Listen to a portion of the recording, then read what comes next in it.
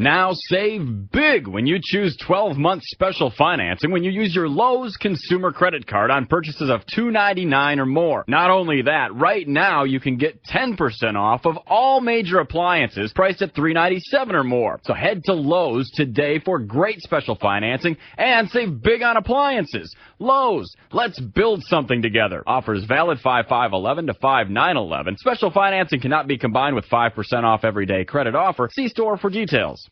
Blog Talk Radio.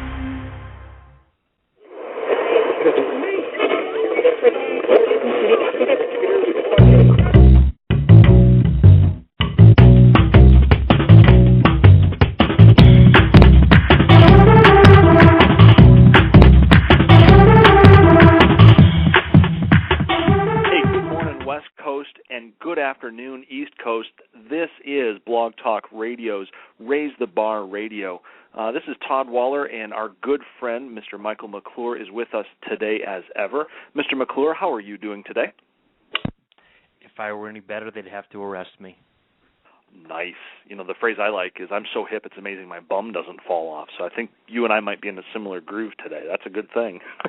I've never heard that expression before. Is that something you just made up?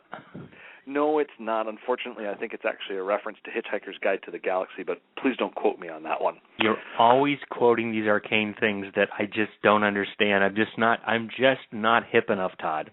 I don't know that arcane actually applies there. I bet you our guest today, Mr. Matthew Shadbolt, better known as Corcoran would get Group that on the Twitter. What? Oh, yep. He'd understand that? I'm pretty confident he's a Douglas Adams fan, yeah.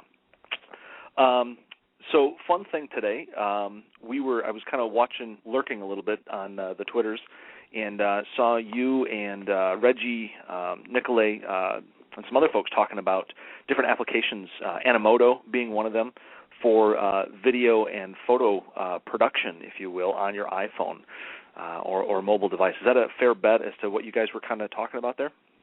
Yeah, well, we were actually covering the gamut, I think, of all of the video apps for iPhones and other devices that aren't worthy of being named on air. But we talked about iMovie, which I've downloaded onto my iPhone probably about 3 weeks ago, and I have yet to give it a test run. I just haven't had time, but I'm looking forward to that. Reggie brought up Animoto, which I know you and I have used on the desktop version, or I shouldn't say desktop, but the web-based version. I didn't know that there was an iPhone app, so I'm anxious to try that out. And then you mentioned one I'd never heard of. Well, it's actually the one that I bumped into was called Blurb Mobile, B-L-U-R-B Mobile. And funny enough, it was just yesterday I bumped into it in the App Store for the iPhone here, and downloaded it, tinkered with it a little bit today. And it's similar to Animoto in the sense that you can take flat photos, if you will, still photos, and toss them in there, but you can also add captions to the still photos. You can arrange the photos in any order that you like, and you also have the ability to maybe shoot some small clips. I think the standard freemium app, if you will, allows you to shoot 15-second video clips, add some titling and stuff like that, and then you have a mobile storybook, if you will, where maybe you can open it up with an introduction video and then add photos about maybe a location you're at, an event that you're currently at, or something along those lines. So just another way to continue to tell a digital story with photos and video. Again, that's Blurb, B-L-U-R-B Mobile. So it sounds more robust than Animoto does, because Animoto, all it really does is allows you to arrange photos, add in basically static text slides that are very limited in terms of the number of characters you can use, and then select from some of their limited audio library. And I'm talking about the free version, of course. I know you can do more with the paid version, but correct. If this thing you're mentioning, Blurb, has more features and it's also free, I'm definitely going to check that out. Why were you even looking for that? I was just tinkering for other things that I could use on my iPhone. I don't know actually how I ran into that. I think I was searching for something else in the iPhone store, the App Store, and saw that and just decided to give it a spin. So nothing really drove me to it other than sheer curiosity. It it's amazing how many of these tools exist, and you and I have talked about this before, and in fact, I think we're going to talk a little bit about it with Matthew today, but it's this balance that we constantly deal with, which I would call on one end of the spectrum, we have the shiny object syndrome, which you and I definitely both are addicted to that, and I think we would openly admit that. And then at the other end of the spectrum, it's the don't be distracted by shiny objects, stay on point, stay on mission. And I find it very difficult to do that because there's just, with all these things coming out, plus because we're so into social media and we're friends with people who are constantly talking about new things, that it's very hard to have the discipline, if that's the right word, but to have the strength to not go look at every new thing that comes along. And I think we'll probably be struggling with that for the long haul. I don't see any way around it because I don't see any way that the pace of introductions of new stuff is ever going to slow down. I think if anything, it's just going to get worse. It is, and here's the thing for suckers like you and I, is that until they come up with some kind of medication or therapy, we're going to be constantly driving to learn about the fastest, latest, and greatest. It's not necessarily a bad thing. It all comes down to learning what tools fit the niche that you are and role that you're trying to run in. But goodness gracious, there's just a lot out there to take in. It's good stuff too. But not only that, but just the mere process of filtering it all, of just taking even a 30-second or a 1-minute look at something. Times how many things, times how many days, times how much.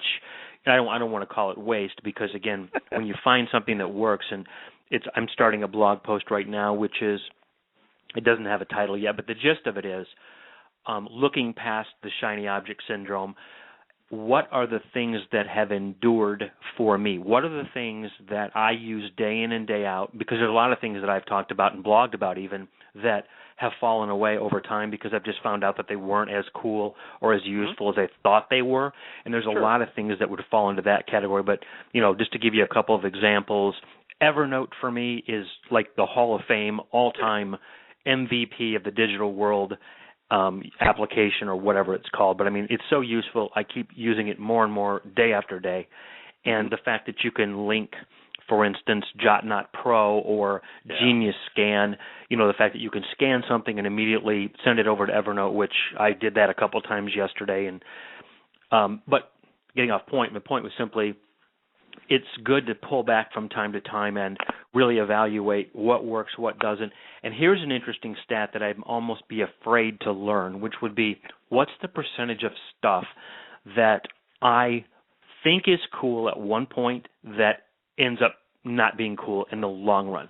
Because my guess is that it's probably 20% of the stuff that excites me at some point actually I end up using over the long haul. And I'm just making that stat up, obviously. But what would you think that stat would be? Boy, I don't know. That really is a tough one for me to call because there are a few things now that I'm just now learning to use correctly and maximize. Evernote's one of them that I've known about and used Evernote for years, but have never really gotten into the quote-unquote groove. And just now it seems to me that Evernote's hitting its stride, for example. So I don't know. 20% sounds about right. I'd put it around about a quarter, I think, something that's got the long-haul ability.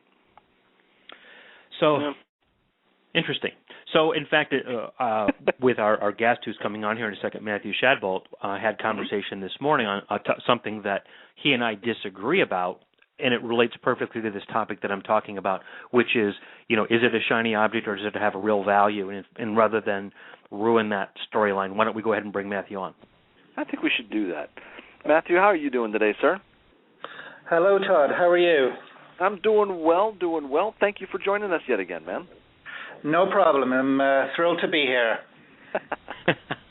Before we get into the detail, I thought it was interesting that I took a vacation, my first in a number of years. Last week was down in the Fort Myers, Naples area, and you and I, Matthew, were communicating about that, and it turns out that you were just miles from me at basically almost the same time. That's pretty crazy, isn't it?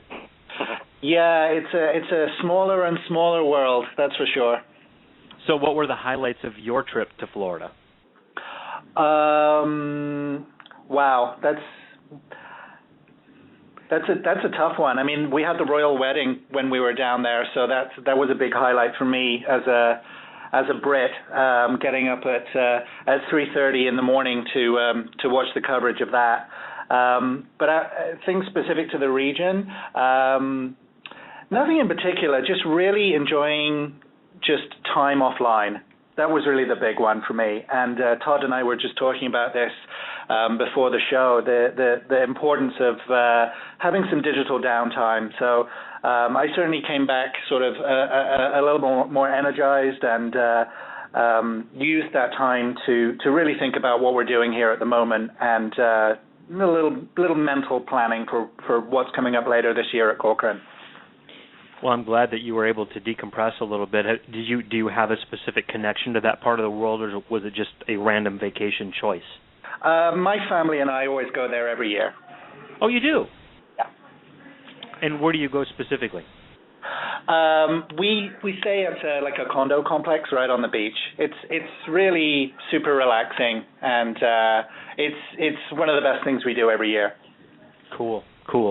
Well, again, we're really glad to have you back on our show, and we were so impressed the first time. You know, the hour just went by in what felt like about 8 minutes, and we didn't get to a lot of topics, so we had to invite you back because you were such an engaging guest and just such a sharp, bright guy with so many interesting views on things. And at the risk of being a little bit redundant, I'm sure there are people listening today who didn't listen when you were on the show last time. So would you mind just giving a quick, autobiographical sketch of yourself for a minute or so? No problem. And thanks again for inviting me back. I also felt like it flew by in about 8 minutes as well. So it's great to be able to come here and chat about different stuff this time.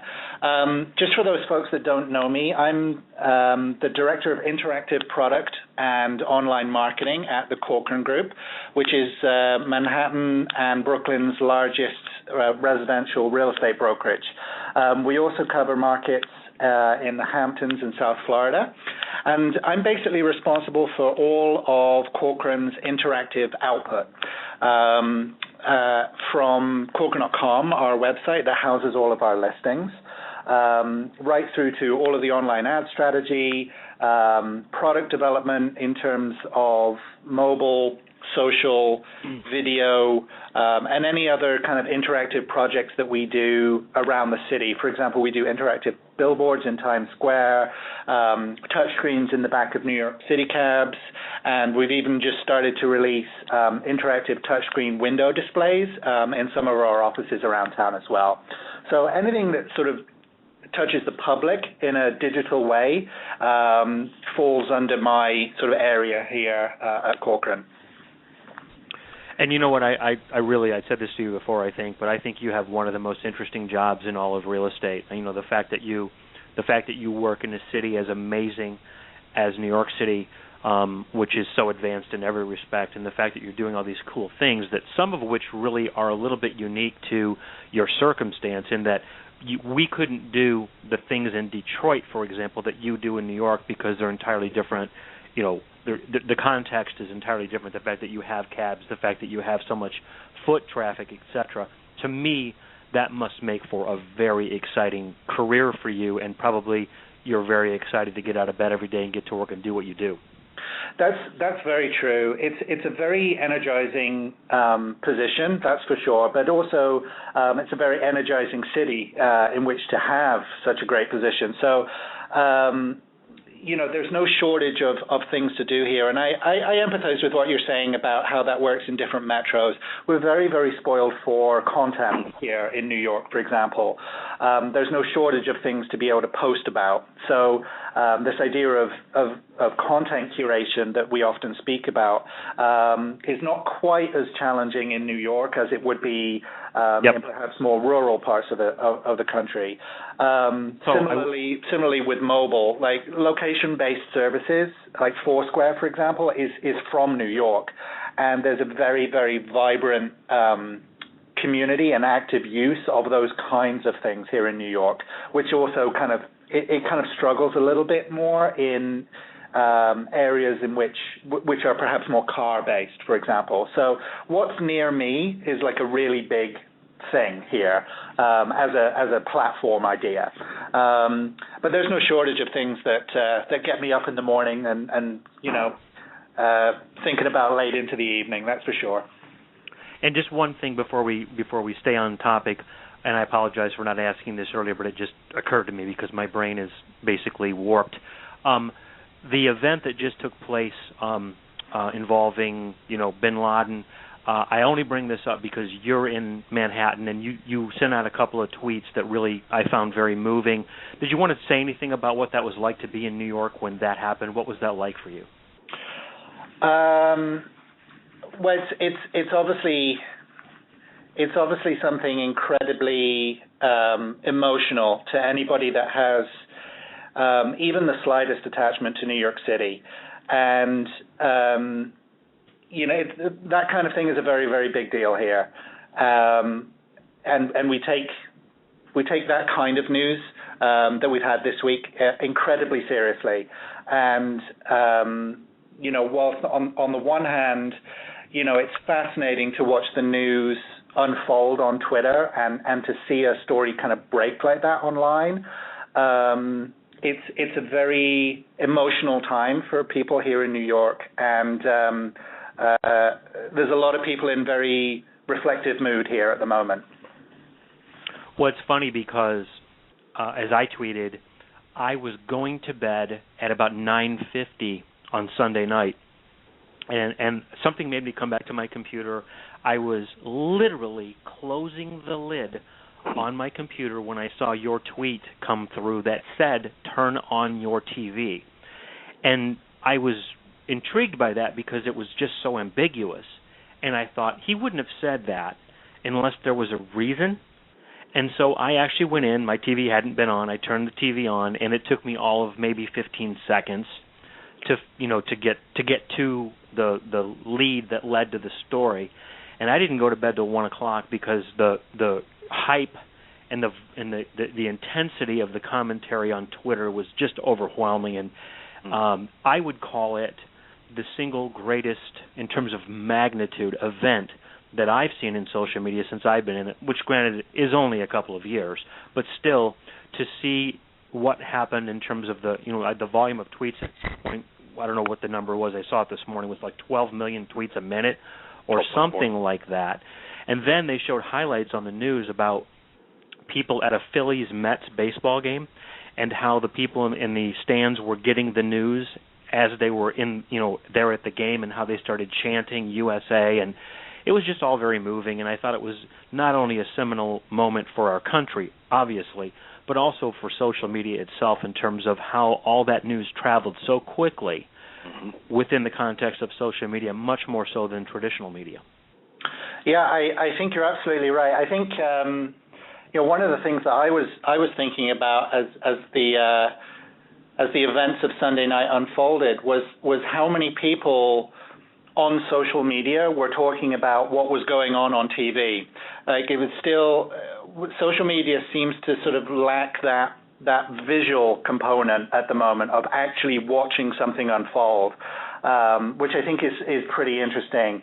My tweet that you saw, for example, told you to get off the computer and start watching the TV. So I think it's really interesting how people are at the moment trying to they're on social media, either on Facebook or Twitter, having conversations about what is going on network TV. And one of the things that I know that you and I are very interested in is when those platforms are going to fully merge into one device. So I think it was really interesting to watch the news break, for example, on Twitter. But I think many people were waiting for the TV to catch up. And by that I really mean the network news programs they seemed very, very far behind in terms of the accuracy and timeliness of the news as compared to what was going on Twitter. Definitely. Well, thank you for your insights on that, because I thought it was a really interesting historic event that we would have been remiss to not bring it up. So let's get back onto our original agenda. And one thing we didn't talk about the first time you were on was mobile apps, things like Foursquare, and from where I sit, and I'm certainly no expert on this topic. In fact, I consider myself to be very ignorant, and Todd should be talking right now because he knows a lot more about it than I do. But I know, Matthew, you are a big proponent of Foursquare and mobile stuff. So why don't you just share your thoughts on that general topic? It's a very, very big topic, and something that we feel very, very passionate about here at Corcoran. We're very, very excited about what mobile technology is currently doing for our business and where it's going to be, we think, in the next 2 to 3 years. Just to give you a quick overview, we have an iPhone app for Corcoran itself, which is about 18 months old, and we also have an Android app, which is about 6 months old. We're looking at other platforms, but to use your shiny object analogy, we're not so focused on product development outside of iPhone and Android right now. So we're not looking at things like the BlackBerry or the Playbook or the iPad or things like that. We're very interested in our mobile strategy being centered around a person outside looking for things around town. So those are the kind of core mobile services that we have, and we have a fairly complex mobile ad strategy that wraps around that drives downloads for both platforms. So that looks like banner advertising inside of other apps, for example, and so if you're reading the New York Times, for example, one of our banner ads will come up inside of the New York Times app and direct you to download the Corcoran app. And there's all the kind of targeting and sort of geographic kind of farming that goes along with that kind of advertising as well. We also have programs, fairly detailed programs in Google Mobile Search, Google and various other Google mobile ad units. They have things called expandable ad units, and we're starting to do some location targeting with those guys too, which is very, very exciting for us because it really allows us to do property-specific geo-targeting on the phone, which is very, very exciting. So we get to do like open houses near me that are going on right now within a 5-block radius. So there's some interesting things going on within the sort of mobile marketing and advertising worlds for us. That are download specific and property specific. And then we also have mobile marketing content initiatives primarily focused on Foursquare, and we also do some things with Gowalla and Food Spotting as well. But we're really focused in terms of that side of things on Foursquare. We have about 8,300 followers on Foursquare, and we're closing in on, I think, about 1,400 different venue-specific tips in and around Manhattan and Brooklyn at the moment. So we have a fairly substantial presence within Foursquare, and it's a fascinating set of information that's coming out of that kind of data. Seeing how our tips are used within Foursquare is an incredible form of content marketing for us. So it's really sort of a three-pronged approach. There's the marketing and advertising stuff, which is basically like the mobile translation of what we've been doing online for years and years anyway. Then there's the mobile platform-specific stuff, which is like, other apps and creating content for those. And then there's our own apps. So that's really sort of the overview of kind of what we're doing currently in mobile. I can't even keep up with that, Matthew. You said so much stuff there, and I'm not being sarcastic. There was so much that you said there that I couldn't even write down 5% of it.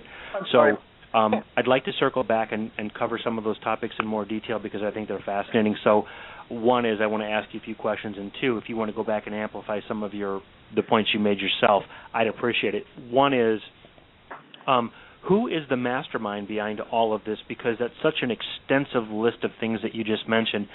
Do you have a team that works with you, or are you just that smart? Mobile specifically falls under me. at Corcoran. I have a team of people that work with me that are a little bit more focused on online and like the other kinds of things that we do, and then I loop some of those guys in for specific pieces of content strategy. So I work with somebody else to come up with like our Foursquare tips, for example. But mobile specifically is something that I handle personally here. So that's your really politically correct way of saying, yeah, I'm that smart? It's okay. It's okay to say that. You're amongst friends. I mean, I honestly, it in many ways, it's one of those topics that, I mean, you talk about things that energize me to come to work in the morning. Mobile is absolutely one of those things. For me, it's such an exciting platform, and to see how people use the things, you know, that they have in their hands around town all the time, and to put Corcoran services into those people's hands is a really exciting thing to do. And now that we're starting to get data out of, you know, iPhone and Android apps, because we have Google Analytics built into both platforms, you know, we're seeing some fascinating data. We're actually finding that our mobile users are actually our power users, that our app usage is about 4 to 5 times longer than the desktop, which is really, really exciting for me, because that's something that we didn't foresee at all. We would have thought that it would actually, if anything, be a lot shorter in terms of use. But what we're finding is that people are using our apps about 4 to 5 times longer than the desktop and looking at a lot more things. And of course, they have a phone in their hand, so it's a very, very powerful lead generation tool. Yeah, in fact, that really, I guess on one hand, I understand what you meant by the fact that it surprises you, because you probably think that people would have a more limited, attention span looking at an iPhone, for example, than they would looking at their traditional computer screen. However, I sort of can understand why it turned out the way that it did, because I think that heavy mobile users are your hardcore tech users. At least I would think that. Why don't you talk a little bit more about these Foursquare tips, because I'm not sure I know what it means, and I'm pretty sure that other listeners won't as well. So explain that a bit. Yeah, sure. Foursquare itself is a mobile app, primarily for iPhone, Android, and they have other peripheral platforms like BlackBerry, Windows 7, things like that. And what it allows you to do is share your location with your friends. So anybody familiar with things like Facebook Places, it's sort of the same idea. But one of the key differentiators, I think, between Foursquare and Facebook Places is it's built on top of a very substantial game dynamics engine, so you can earn certain rewards within Foursquare for doing certain activities that might be new to you, or things that you do regularly throughout the day. So, for example, one of the things that they are very, very interested in is this idea of digital loyalty. And say, for example, you go to a certain Starbucks to get your coffee every morning. There is a reward within Foursquare where you can become what they call the mayor of a certain venue. And a mayor basically means that you've been there the most times, like more than anybody else, within, I think, a 2-month window. And what local venues are starting to do is to reward their mayors. So to reward their most loyal check-in customers. So what that looks like is, like, if you're the mayor of Starbucks, you get like 50% off your latte, or you get like a free cookie or something like that, right up to, free tickets into music venues, free drinks at the bar, things, free dessert at a restaurant, that kind of thing. And Corcoran's strategy within that is to create and curate a very large number of venue-specific tips about what to do in each one of those venues. So, for example, if you we're looking for something to do within New York, and we're looking like, well, what's around here that I could do? If you were following Corcoran within Foursquare, what you'd see is like, oh, go to this bar and ask for this person, and make sure that you order the steak and not the fish. So it's something that only locals know. So we're not posting tips that are, go and check out the view at the top of the Empire State Building. Like, we don't really do stuff like that. It's more like avoid the crowds and go to the, cocktail bar right on the, on the third floor of the Empire State Building around the corner, and here's where the entrance is. It's more like that kind of thing that we do. So our strategy is to create local, very specialized information within Foursquare that people can add to a to-do list or can use to navigate and explore new places around New York. So where do they find those tips again, Matthew? I'm sorry, because I'm just ignorant of Foursquare. Where do they find those tips? You have to follow Corcoran primarily, or you can find them when you check into a venue. So, for example, if Corcoran had a popular tip, say like 30 people had done a tip of ours, you would see that appear as like a lot of people who visit this particular place like to do this, brought to you by Corcoran. And then you get like the opportunity to sort of, browse the rest of our tips. That's cool. A neat example of this, Mike, in our local area is the coffee shop over around the corner, the Coffee Bean. Myself and another guy, we just fell in love with the place when they started serving French press. And the two of us both put out a tip on Foursquare for anybody who was in the area that was following us or checked into the Coffee Bean, that there's these two knuckleheads that think, hey, this is a really cool thing that you can get fresh ground, fresh French pressed coffee at the Coffee Bean now, and it's something that's only like a month or so old over there as an offering. And as a result, there have been a few people that have mentioned, hey, great, thanks for telling us that there's a French press joint out in Plymouth. That's great, we'll be there. So in other words, it's something that as a user of Foursquare that's obvious how you do this? In one way, yes. What Matthew is doing with his check-ins and Corcoran's check-ins specifically is they're looking also, it sounds like, Matthew, and please correct me if I'm wrong, not only just to add tips, but add tips that are extremely helpful so that if you're following Corcoran or not, you'll see it when you walk into and check into that particular event. Location. That's very true, Todd. And that's a much more succinct way of putting what I was trying to say. So thank you. No. For example, like Foursquare is really an extension of what we do elsewhere in social media. It's sort of like our mobile social media strategy.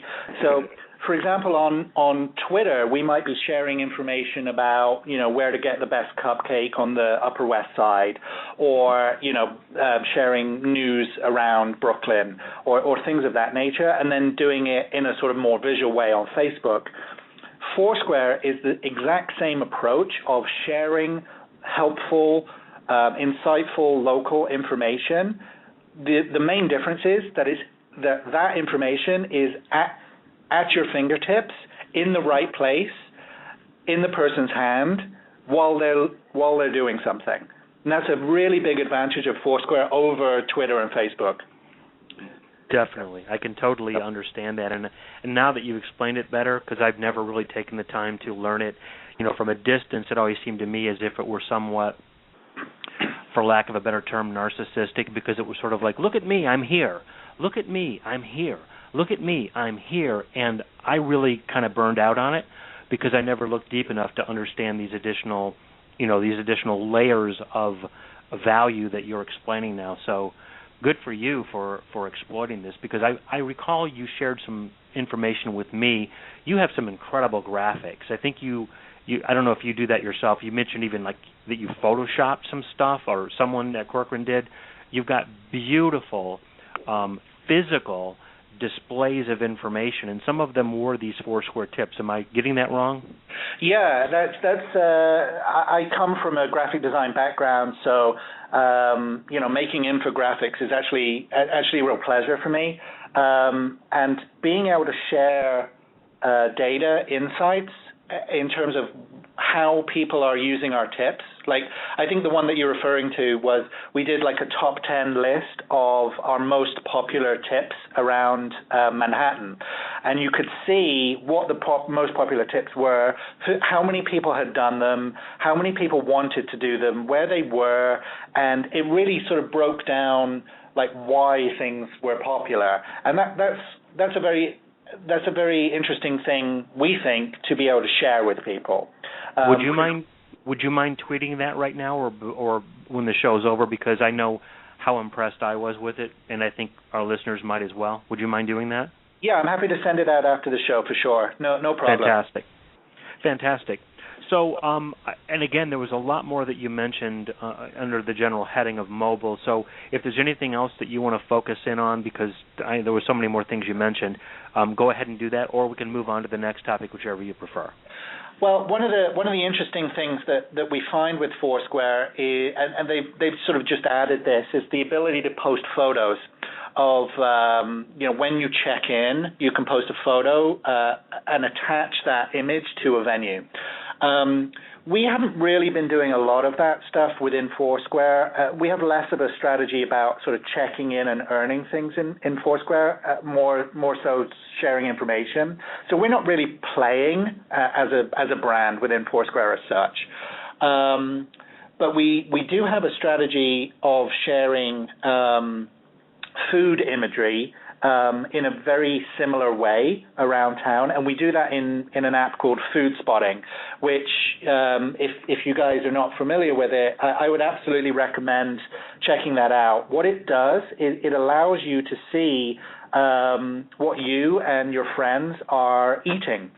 And the idea is that you take a picture of your food and upload it to a specific venue. You can rate it in a sort of Yelp-esque way, and then share that check-in, if you like, across the regular places, Twitter, Facebook. It even has Foursquare integration into it. But what's fascinating to me about Food Spotting in particular is that it's starting to make the idea of the menu list visual and recommended by your friends. So what you can see is like not only what you can order at a nearby place, you can also see which dishes your friends have eaten there, what they thought about them, and what they look like. And I think that is a really, really powerful way of finding new places to eat around town. And that's obviously a very, very big thing here in New York as well. So they have a really, really interesting product, and we participate in Food Spotting as well, which is a lot of fun. That's interesting. And can people find that at foodspotting.com? Yep, foodspotting.com. Very interesting. I know from your first visit you talked about the interest demographic, if you will, of New York. I believe you summarized it as real estate and New York local spots, of course, and food. And I remember when you first mentioned that, I was surprised because I just was, that food would be at the top of the list.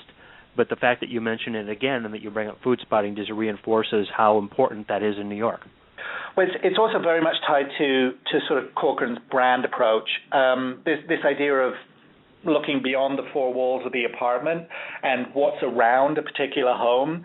Food is obviously a very, very big part of that. So for us, it's a very natural extension of what we do anyway.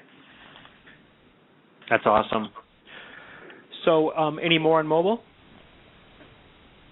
I'm happy to talk about iPhone and Android if you guys are comfortable with that. We have Absolutely. We have about 40,000 users across both platforms. So we're certainly no Zillow or Trulia when it comes to actual sort of volume of audience. But like I said, in many ways, this kind of stuff is an extension of social for us, and we're actually thrilled by what those people are doing, as opposed to the actual number of them. But we're starting to see some fascinating differences between iPhone and Android in particular. We're finding that Android users, whilst lesser in number than iPhone users, are are more interested in sales listings than rentals, for example. iPhone users tend to be a lot more interested in rentals for us. And we're starting to be able to break out like geographic segmentation across Manhattan and Brooklyn, so we can say, oh, our Android users seem to be a lot more prevalent in, this part of downtown Manhattan, and iPhone seems to be more popular in, perhaps what you would call the hipper spots like Williamsburg in Brooklyn, for example. So what's very, very interesting to us is that we're getting this unprecedented level of insight into what we think people are going to be using mobile technology for to either look for what's around them, and obviously real estate is a big part of that, over the next 2 to 3 years. We see it's going to be less and less about what happens on your desktop and more about what is around you, and what you're looking at that's sort of in your hand at that particular time. So we're very excited about the kind of data that's coming out of this. That's fascinating, especially the part you just said about Android users focus more on the sale listings while iPhone users focus more on rentals. As an avid, I'm extremely disappointed at this news.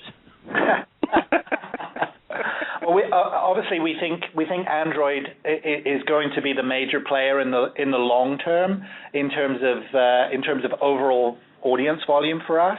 But to return to our earlier point, our iPhone app is definitely our sexy sports car right now. Okay, I have to tweet that. And why don't we talk a little bit, because I'm personally fascinated at this question. What's the process like to develop an app for an iPhone or for an Android? I mean, what's that like? Can you just summarize that briefly? Yeah, it's we work with an outside third party who specialize in this kind of thing. Our apps aren't built in-house, but they're project managed. The user experience is designed in-house here, and the general kind of content assembly and what it does and what it looks like, that's all done in-house. The actual build of it, the actual sort of programming of and assembly of the app itself, we outsource that. So the usual flow of it is that we will assemble some kind of like functional document of like, here is the set of screenshots that is going to take the user through the mobile app experience. So here's what search looks like. Here's how open houses look like. This is what maps should do. This is how directions work. This is what we're going to do with, richer editorial type content. One of the things that we recently did is we did a content partnership with the Curbed, Eater, and Racked networks, who are very big local blogs here in New York, to be able to discover content within the app. So if you're near a story that Curbed featured about, something to do with local real estate news, that will pop up almost like a special within an app, within our app. So that's a very exciting thing, and we basically sort of put the user experience requirements together, and then we get into an iterative process with our third-party programming team. And if you mind me asking, what's it cost to develop an iPhone app like the one you have? I'm not actually at liberty to talk about cost, but I can tell you that in terms of ROI on something like mobile advertising, for example, I mean we're seeing very, very strong click-through rates in comparison to desktop, almost 6 to 7 times higher. Primarily because it's usually the only banner on the screen within the app, and its targeting is just a lot more effective.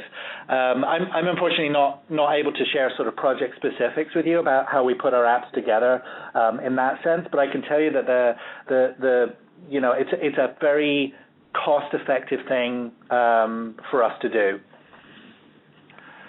There's no one listening, Matthew. You can tell us.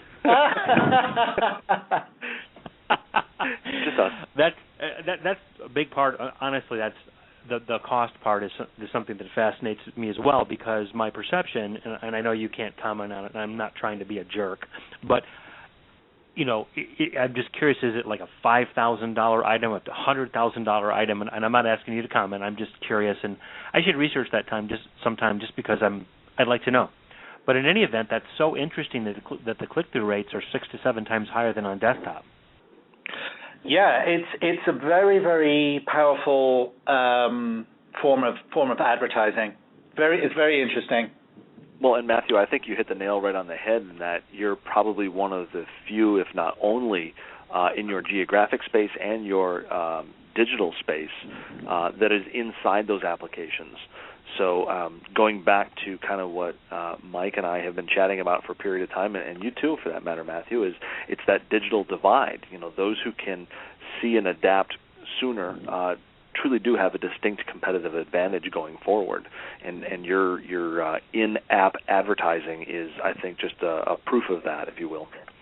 Yeah, thanks a lot. I mean, we think it's actually a very natural extension of what we do. So, one of the things that has been really interesting for us is that maybe 6 or 7 years ago, online was sort of like the added value line item in a print advertising buy. And that we find now is that mobile is the value-added line item to the online or to otherwise digital buy. So, as people learn how to sell that kind of advertising, we're actually sort of partnering with them in trying to, determine how best to do that. And we've been one of the first in our particular space to use, new ad formats with Google, for example. We were one of the first people in on the Zillow app as advertisers, that kind of thing. So it's fascinating for us, but it's a very natural extension of ad relationships that we already have. Nice. That's awesome. It's just, I'm fascinated by all the stuff you have your hands in. I mean, it's just so much more broad and exhaustive and all-inclusive than, quite frankly, any other company I know. And certainly I don't have insight into what other companies do, but I do have conversations with people all the time, in social media. And, I know I speak for Todd when I say this, that our hat is off to you in terms of everything you're doing, because, we don't know anybody that's crushing it in the manner that you are as a company. So congratulations. Keep up the good work. And you did get my resume, right? Thank you. So we only have 15 minutes left. Again, we're just burning through the hour. Why don't we move on, because I would like to cover a couple of these additional topics. Sure. One, Matthew, that you had raised or proposed as a possible topic of conversation was what you called quality content. And before you respond to that, I guess I just wanted to give my 2 cents on the topic, and I wrote a blog post about what I think you're going to say, which was called What's on Your Cutting Room Floor. And what I was talking about there is, I think that it's so important to focus on quality. Of course, there's got to be some level of consistency in social media, or in anything for that matter, for it to be effective. But in my mind, quality is more important than quantity, and I would rather put out, like, for instance, one blog post a month that I felt was really good than 10 that were sort of mediocre. So, having said that, what are your thoughts on whatever you meant by that? Well, it's something we talk a lot about here at Corcoran. A lot of it is driven by the kind of listings that we have here.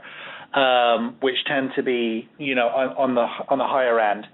And my personal view on this is that I think that there is a very big content quality problem in real estate marketing, I should say, which is being fueled by social media.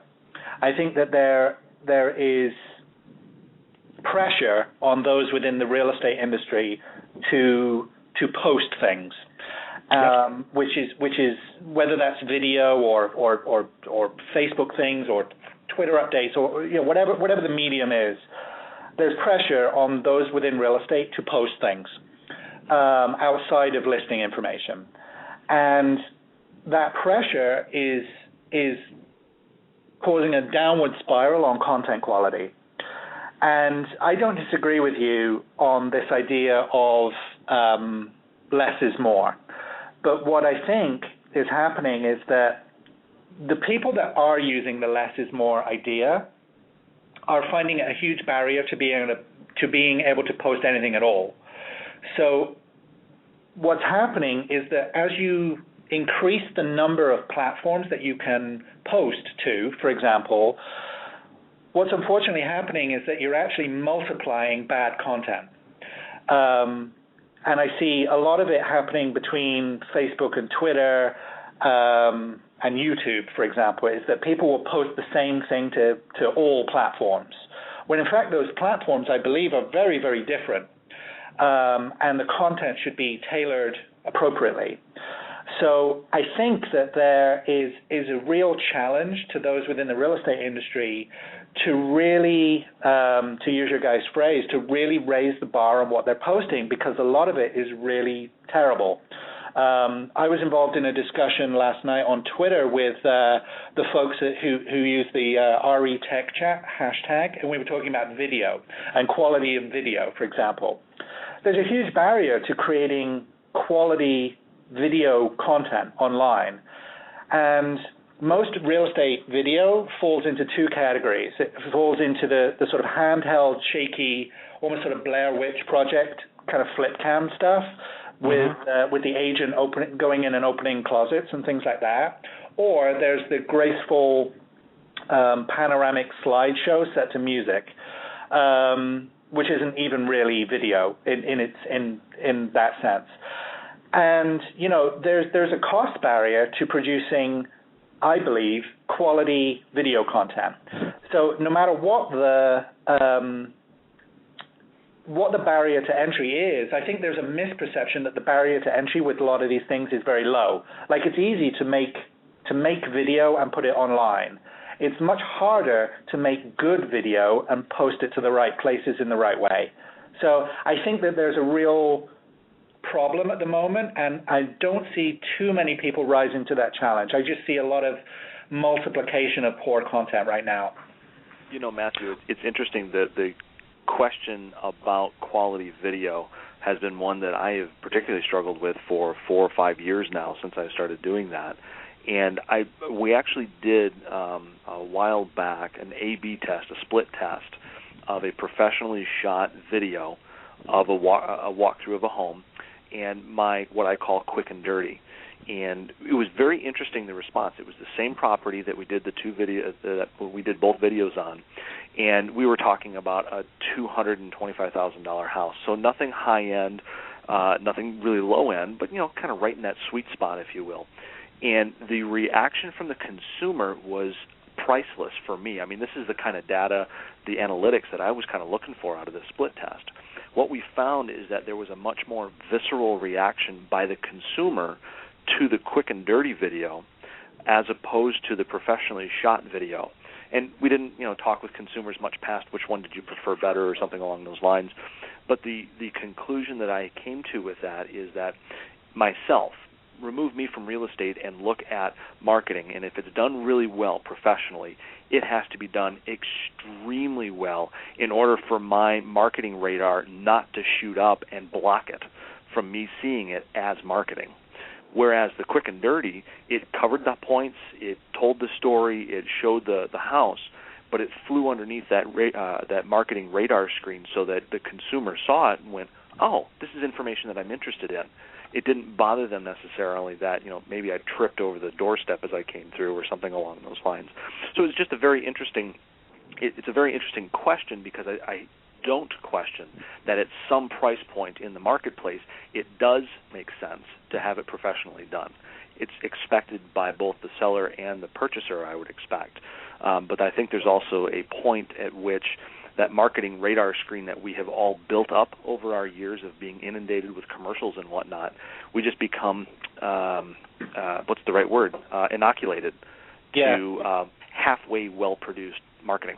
Yeah, we're definitely numb to advertising. That's for sure. I mean, we talk a lot about it here at Corcoran. Is that we think people have an all-time low tolerance for advertising, and if we're talking about video, when I watch the TV, there's three things that I like to do. I like Netflix, I love the DVR, and I love HBO. And if you think about what's in common with all those three things, they don't have advertising, right? Yep. So, when it comes to like production value, which I think is what you're talking about, it's if something is sort of framed as local information, there's an authenticity in the production value that it has to have. And if you go high-end production with that, you start to lose that sense of authenticity, I think. Right. We use social media like that. Like we have learned over time, and it's been a very slow process, not to be precious about what we post on Twitter and Facebook. We're thoughtful about it, and we produce it in a way that we're sort of comfortable with from a quality perspective, but we don't let that sort of mindset become a barrier to posting at all. But for example, like I think that, like if you take photography as like a platform, for example, there's a huge photography problem in real estate in terms of quality. And, all you need to do is look on Zillow and Trulia, and the volume of poorly produced, very low quality photography surrounding the sale of people's homes is astounding to me. And this idea of not outsourcing that kind of work, and the realtor or the real estate professional feeling like they have to take on the role of videographer, photographer, graphic designer, editor, just because these tools are available to them on their iPhone and their iPad or, whatever kind of technology they're using, that doesn't equate to proficiency and skill, I think. Yeah, and I do think that there's a difference there, and I don't know if you meant it this way. I think you did. But in my mind, there's a bit of a difference between regular, traditional real estate photography, which I don't think anyone would dispute should be of the highest quality, which is what you're saying right now. And then there's the whole issue of video. And my view is, I think, a lot like yours, Matthew, which is I think both should be exceptional because I know how I react to things. And I do hear what Todd's saying regarding how the public can react more viscerally and how we may have built-in filters, even probably subconsciously, that cause us to view with skepticism anything that's overly produced, quote. I still lean in the direction of better is better, period. That's my view. Yeah, I absolutely agree. I mean, on our YouTube channel, for example, we have a mixture of both. We have informal video that we shoot at events that we go to around town. But the main sort of core video that we do is produced to a level that we think is high and that we are comfortable with. And our approach is a little bit less to do with property tours and more Q&A based. It actually comes out of social, what we're doing on video. But the idea of lighting things, professionally and having them edited in a way that uses graphics created by somebody that went to design school and edited by somebody that has like a proficiency in that kind of thing is a very different proposition from doing it in iMovie on your iPad as in between listing appointments. It's a very, very different approach, and one that I think is really lacking in real estate right now. Yeah, I would agree. And Matthew, there is no question about that. I mean, part of the stuff that's going on in the chat room right now for our radio show talks about. Somebody made the comment that use of video in real estate in some markets is non-existent. So just flat out bringing a camera to a listing is seen as earth-shattering by consumers. But your point, and Mike's point too, of simply raising the bar of quality, it's necessary, and it's needed at all price points. There's no question. It's one of those things that when you're in search results, it doesn't matter who you are as a brokerage or whether you're for sale by owner. We're all in there together, we're all in search results on Zillow and Trulia together. So if somebody, if there's an overwhelming sense of bad photography, then we all look bad. And I think this idea of, I'm going to start doing video because nobody else does it, and the idea of having a crappy video over not having video at all is somehow better, I think is wrong. Matthew, we're about to run out of time. We only have 40 seconds left. I'm sorry to interrupt you there, but as always, we like to give people the last word. You have 35 seconds if you want to make any final comments. Well, I think what's obvious is that we're really these kind of content discussions are so deep that it's really tough to get to the bottom of them, even in an hour that flies by in 8 minutes again. But thanks so much for having me on. It's always really, really exciting for me to chat with you guys about this stuff, and I hope people enjoy the discussion. Well, I know they did, and we're going to have to invite you back for a third time, so you just screwed up again. Thank you, Matthew. Thanks, guys. Thank you. Really appreciate it, sir. Really appreciate it. Anytime. Bye. Bye-bye.